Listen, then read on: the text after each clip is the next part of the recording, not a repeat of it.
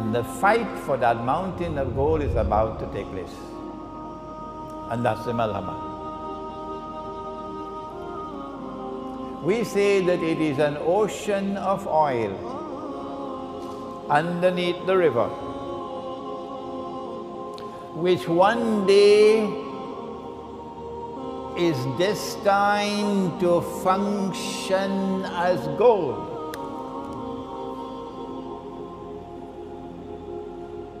And that already happened. If you study the world of money, it will tell you something about how this money that we now use came into being. Where did this paper come from as money? When paper money first came into being, when the Bank of England was established, 17th century, it came into being in the form of a check, or at that time it was called a promissory note check. So I write a check, you can go and cash it. Provided that you can cash the check, no problem with the check. But if I'm writing checks and I don't have money in my account, I went to the showroom, saw a BMW, motor car, wrote a check, took the BMW, I drove out. When I went to cash the check, no money in the account. That's called fraud. You go to jail for that. So at the beginning, paper money were like checks.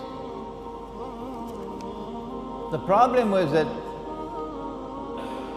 the bank that was issuing the paper would sometimes issue more checks than they had cash.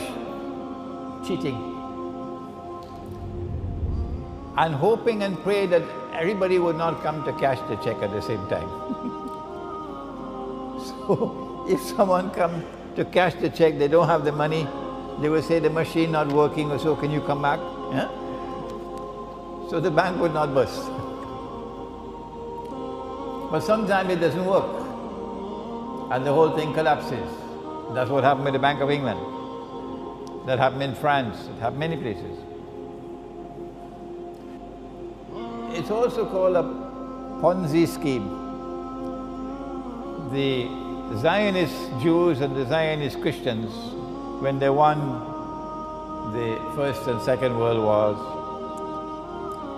they decided they wanted to create a new monetary system of money that they will control. And paper money came into being as universal money. Made a law that it is illegal to use gold as money. Well, Allah made it halal, but they made it haram, which is shirk.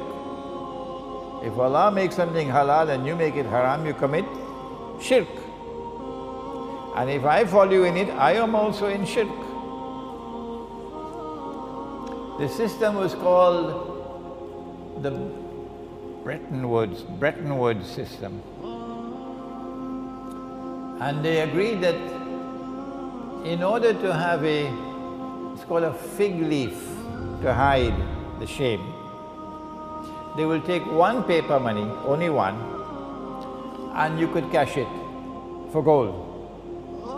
It's called redeeming in gold. And because they wanted the United States to become the new ruling state in the world, replacing Britain, they chose the US dollar. So at Bretton Woods in 1944, the United States formally replaced Britain, and Pax America formally replaced Pax Americana. When the US dollar was chosen, that only this paper could be cashed.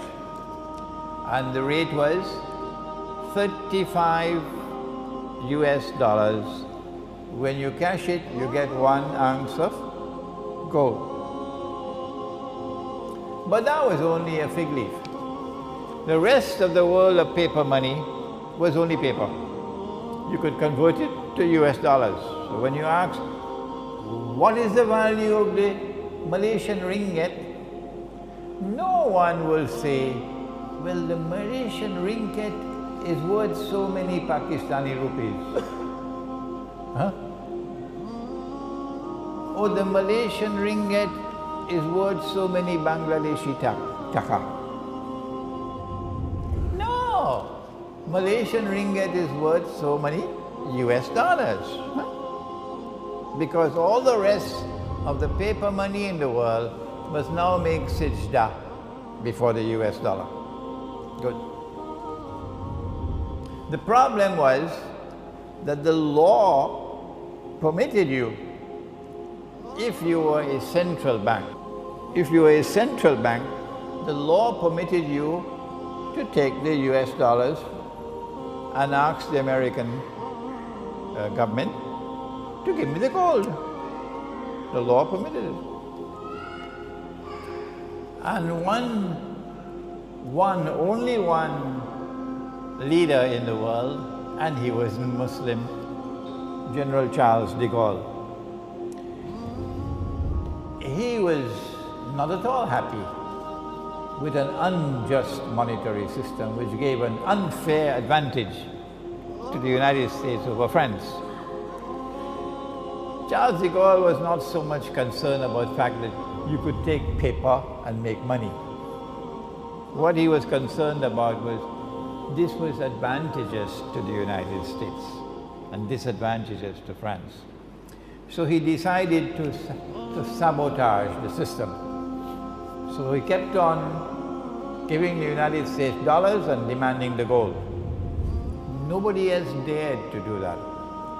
Nobody has dared to do that. Because you know, the United States has a big stick. But Charles de Gaulle kept on doing it until they removed him from power, the Zionists. He stood up in the French National Assembly and gave a powerful address condemning this monetary system. No Muslim leader ever did that. But we have to pause to give tribute to one man. The world has forgotten him, Ahmad Sukarno. One man, only one, in the whole world of Islam, only one. And Ahmad Sukarno, who today is forgotten even by his own people. He was so against this monetary system that he took Indonesia out of the IMF. And he took Indonesia out of the United Nations. And there are Muslims today who are so, to use a polite word, ignorant, that they would criticize Ahmad Sukarno for taking Indonesia out of the UN and out of the IMF. But Imran Hussein says this is the one leader that the world of Islam could be proud about. Finally, in September 1971, after Charles de Gaulle had been removed, the French government again went to the United States with US dollars and demanded the gold. But now the United States realized that the game was up. They had printed too much paper and they didn't have the gold. Normally you should send the United States to jail. But who can do that? Huh? So what Richard Nixon did was to, Sunday morning, announce to the world, we gave our word, but we don't have to keep our word. That's America. We gave our word that we would redeem US dollars for gold. But we don't have to keep our word. We're not going to do it anymore. So now, no currency, no paper in the world, none, can be cashed. You just write checks and that will be your money. Who could write the most checks without the most money? Huh? So get a checkbook and start writing checks. The problem is, if you have an American checkbook or a French checkbook or a German checkbook or an Australian checkbook or a Singaporean checkbook, you could write checks. They call it hard currency. But if you have a Bangladeshi checkbook or a Pakistani checkbook, you can write as many checks as you want. You cannot even buy a cup of coffee in Manhattan. See? So now you have a bogus monetary system which gives to the enemies of Islam the capacity to make as much money as they want by simply writing checks and let the donkeys in the world accept the checks. You don't have to work anymore to get money. No. In a world filled with donkeys, all you have to do is write checks. You could buy all the oil of Saudi Arabia free of charge. All you have to do is to get paper and pen and write checks. But this is a risk you're taking,